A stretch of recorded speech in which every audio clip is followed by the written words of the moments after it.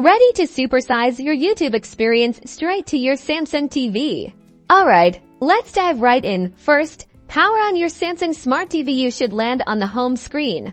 Often called the Smart Hub, this is where you'll find all your apps. Now, navigate to the apps icon. It usually looks like a collection of smaller squares or a big icon. Use your Samsung TV remote's directional pad to move around the screen until you've highlighted it. Then press the Select or Enter button.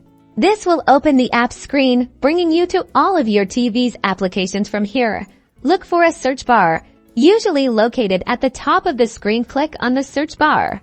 Using the on-screen keyboard or the voice search function, if your remote supports it, type in YouTube. As you type, YouTube will most likely show up as one of the selections. Once you see the YouTube app icon, which is the classic red play button, highlight and select it.